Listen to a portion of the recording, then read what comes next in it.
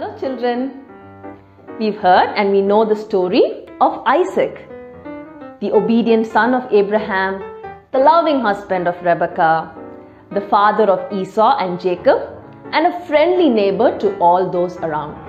Now it's missionary story time. Today we're going to listen to a thrilling adventure, a beautiful love story, a story of a charming young guy with somewhat a tragic climax, or so you would think, and an unexpected anticlimax. Are you ready for the missionary story? In today's story, we learn about Philip James Elliot, fondly known as Jim Elliot.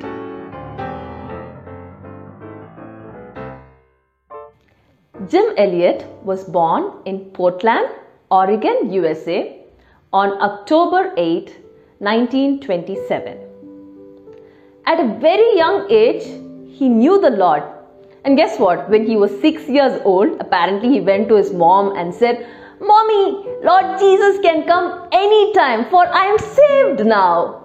Wow! Such a young boy and such a strong faith. Like you kids who listen to missionary stories every month, Jim Elliot also loved to listen to missionary stories. He would listen to stories of William Carey and Amy Carmichael, and he was inspired and he was waiting to grow up and be a missionary for the Lord. And he was thinking, so if I want to be a missionary, what all should I learn? I will have to go to a far place, so I should be able to grasp new languages quickly. That's the first thing I have to learn. Then what? Of course, I need to know the Bible a lot so that I can preach the message correctly. Then what else? Oh, of course, I have to leave all the comforts of USA behind and go live probably in jungles. So I should be really strong and build my body. So Jim Elliot began to note down all what he needed to learn so that he can be a missionary. Such was his passion and zeal for the Lord. Jim Elliot attended the Wheaton College to study linguistics. After 4 years, he graduated as a Bible major with the highest honors. And during his time in college, as he had planned, he was a part of the wrestling team so that he can condition his body and keep himself fit. You know, Jim Elliot didn't wait for college to get over, for an organization or a mission to fund him and then start his ministry. While he was in college, he was a member of Students' Foreign Mission Fellowship, and he learned a lot about where he has to go to spread the gospel. Once, he went with his friend to visit his friend's parents who were in Mexico, and he was there for 6 months and was trying to learn Spanish that quickly. Y más adelante, el arca de Noah. ¡Noé! Gracias, señor Ron. Y el arca de Noé subió en la agua. Y habrá.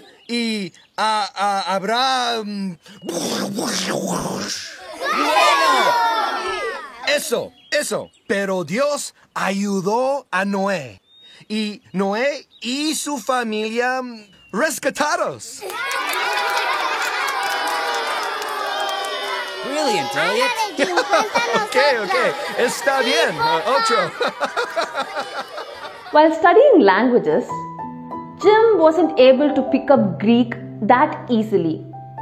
There was another girl in class who was really good in Greek. She was Elizabeth, who was fondly known as Betty. And they started studying together, they liked each other, and they went out on their first date. And guess where they went? They went for a missionary conference. And after the conference got over, Betty wrote this in her journal.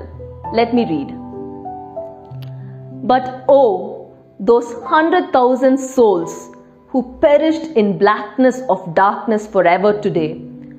What am I going to do about it? God, give me love.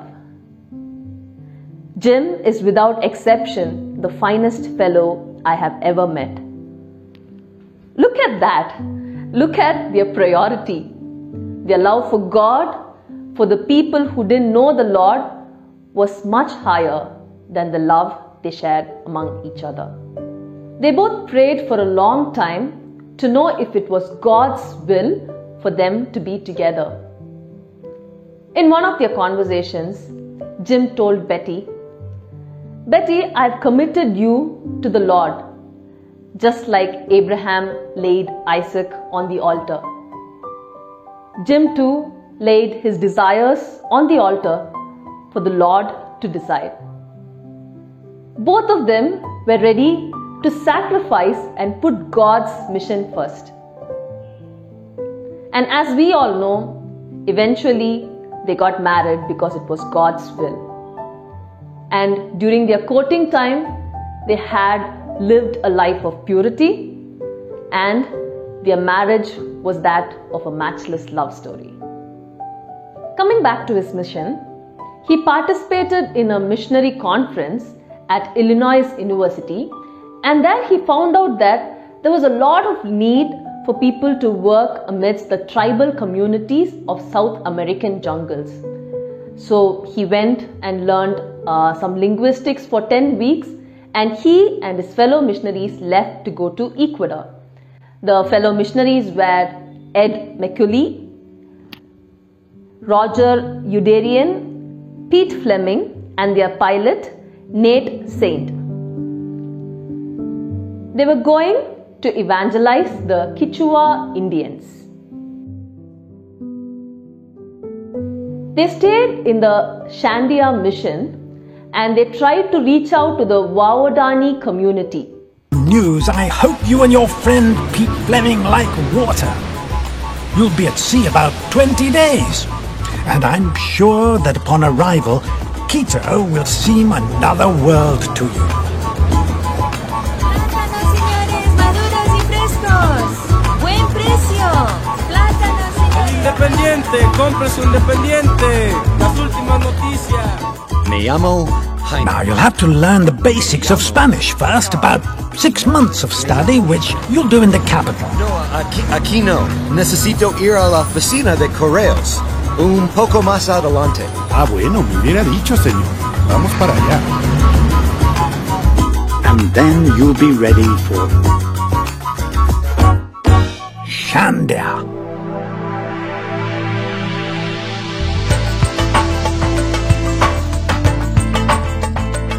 It will need rebuilding, and I will not stay there long. You will need to learn Quechua. Tend to basic needs. Clear land for an airstrip. If Quito seems like a different world, Shandia will be a different universe. And be sure, Jim, that as you are obedient to God, there will be tests. Many tests.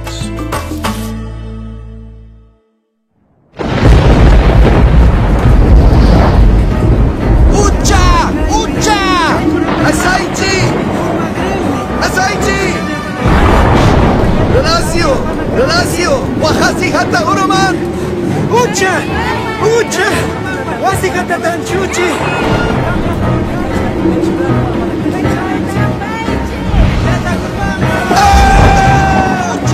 Wanishkami! Yuji Wanishkami! Alimikani! Macheteta Uchai!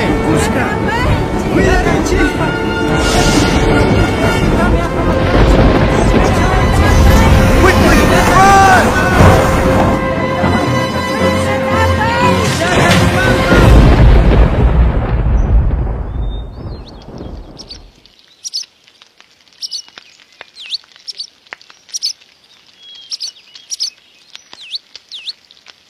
Saturday, August 1st, 1953. They say it was the worst rainy season in 30 years. For 36 hours, we dismantled a house and moved barrels of material non-stop. Our language notes, 5 buildings, the kids' playing field, and 100 meters of airstrip. A year's work, gone. I knew there would be tests, but hardly anything like this. It's hard to understand what God is doing. Shandia is no more.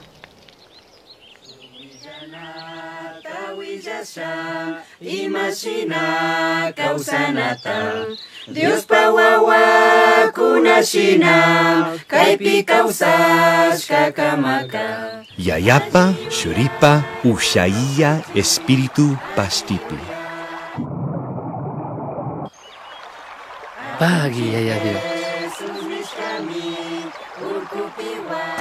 The time of reaping. Yes. In the last 2 weeks, they've just been so open to the word. 20 in Dos Rios, Pano the same, and here in Shandia about a dozen more. It's amazing what God has done in 1 year, isn't it? Like getting Macaulay to the mission field. Uh-huh. And one-track Jim getting married. Miracle of miracles. Pete, honey. And there's my miracle. Coming, hun! Not your usual church, huh? But a live one. Isn't that the truth, Ed? Isn't that the truth? Okay, folks, get ready. Hun, come on, honey. here. Come on, squeeze in a little. Okay, come on. Come on. Pose and smile.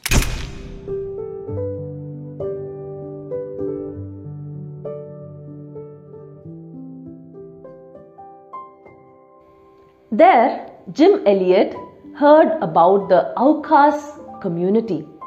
They were violent people living in the deep jungles. During that time, an oil company wanted to check out the area to see if they can have some oil dug out from that place. So when they were trying to set up their company, these Aucas people had murdered a lot of these oil company employees. So the word spread that there is this group of violent people and nobody wanted to do anything with them. God put the burden of reaching out to the Aucas tribe in the hearts of Jim Elliot. And Jim Elliot immediately said yes. So when Jim Elliot's parents got to know that he was going to this violent tribe, they were really scared for him. And Jim Elliot wrote this letter to his parents, comforting them and then telling them this. He reminded them of what the psalmist says. In Psalm, we read that happy is the man with a quiver full of arrows. The psalmist refers to children as arrows. So Jim Elliot asked his parents, what are the use of arrows other than to shoot? So he told them, with strong arms of prayer, draw the bowstring and release them straight at the enemy's host. That was the passion of Jim Elliot. So Jim Elliot and 4 other friends decided to go to this Aucas tribe. So now they have to build a strategy. So how do we deal with this violent group without getting killed? So they were thinking, and one person said, brilliant idea, let's take an aircraft and go around that place and shout loving sentences. So Jim Elliot and his friends started going there in the aircraft and started shouting using a loudspeaker, we like you, we are your friends, we like you. And those Aucas people would be listening from down. Said, okay. And then the next time Jim Elliot used to come and then they used to bring gifts. They took some gifts like shirts and bananas and carrots and whatever they could find. They would fill it in a bucket and then with a rope they would just lower the bucket from the aircraft. And then these Aucas tribal people would come out and they would see the gifts and they would be very happy. They would take all the gifts. So the next time Jim Elliot and his friends would go with lot more gifts in the bucket. And you know, this time what the tribal people did? They took all the gifts and they would give some gifts back. The missionaries were so happy. They landed their aircraft and you know, one of the guys there wanted to climb the aircraft. So they took him into the aircraft. They showed him his entire place from up above. It was such a lovely time. So the next time they went to the place, they thought, wow, now that we've made friends, let's start sharing the gospel. So they landed and all the 5 missionaries were lovingly waiting to share the gospel, when they saw so many people coming, but they didn't look friendly. They all had spears in their hand. And even before Jim Elliot and his friends could say anything, they threw the spears and killed each and every one of them. Poinani! Poinani!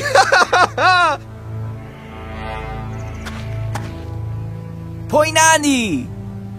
Poinani! Poinani!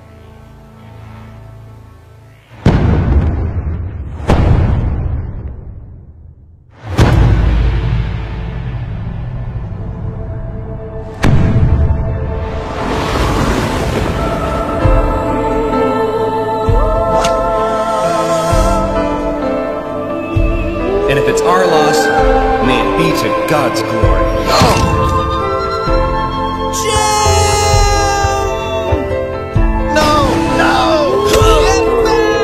And the Alka salvation.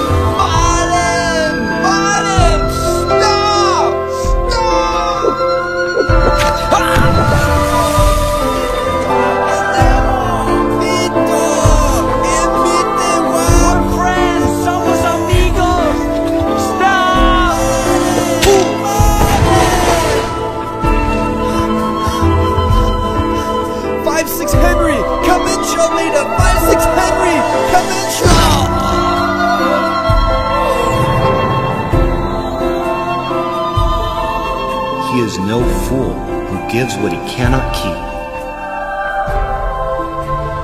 to gain what he cannot lose. Calling 5-6 Henry, come in 5-6 Henry. Shalmetta, calling 5-6 Henry, come in 5-6 Henry. Shalmetta, calling 5-6 Henry, come in 5-6 Henry. You know, children, Jim Elliot and the other 4 missionaries had guns in their hands. They could have easily taken the gun and shot them, but they refused to do so. They said, none of these people who do not know the Lord should die without knowing the Lord. Such was the love they had for the people.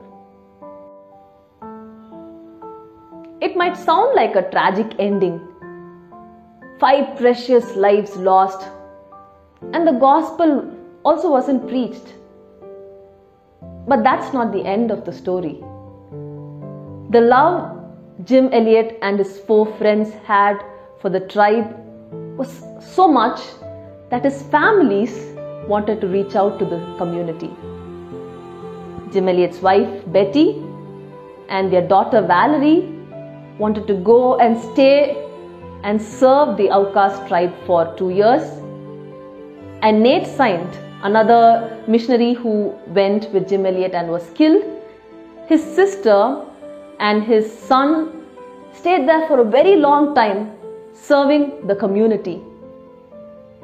The lives of Jim Elliot and the other 4 missionaries were the seeds which God sowed in the land. And today, there's plenty of harvest. The harvest belongs to the Lord, and the families of these missionaries served him faithfully. When Jim Elliot was 22 years old, he had written this in his journal. He is no fool who gives what he cannot keep to gain what he cannot lose. He is no fool who gives what he cannot keep to gain what he cannot lose. If you are asked to be a sacrifice like Isaac, if you are asked to witness and sacrifice like Jim Elliot, would you be willing? Would you say, yes, Lord?